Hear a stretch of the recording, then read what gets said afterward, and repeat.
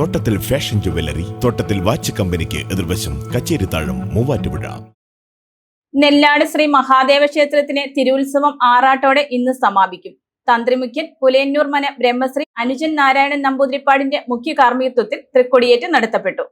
നെല്ലാട് ശ്രീ മഹാദേവ ക്ഷേത്രത്തിലെ തിരുവുത്സവം ആറാട്ടോടെ ഇന്ന് സമാപിക്കും.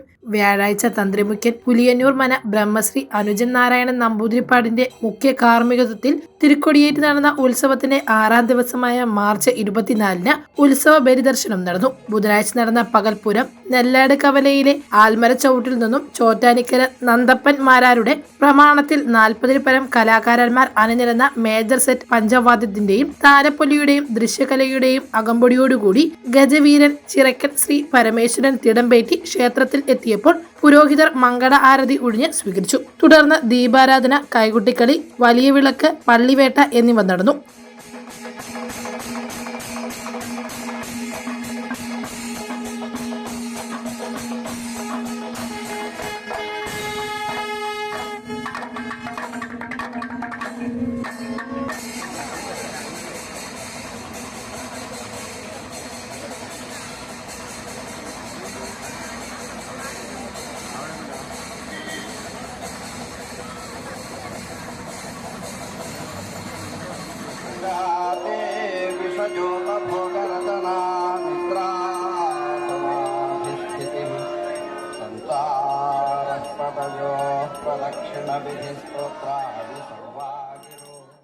ഇന്ന് രാവിലെ 7:30-ന് കൊടിയിറക്കിയതിനു ശേഷം ക്ഷേത്രക്കുളത്തിൽ ആറാട്ട് നടന്നു. തുടർന്ന് പഞ്ചവാദ്യത്തിന്റെ അകമ്പടിയോടെ ആറാട്ടുവരവ് നടന്നു. 25 കലശാഭിഷേകത്തിനു ശേഷം ഉച്ചയ്ക്ക് മഹാപ്രസാദ ഊട്ടോടെ ഉത്സവത്തിന് സമാപനം കുറിക്കും.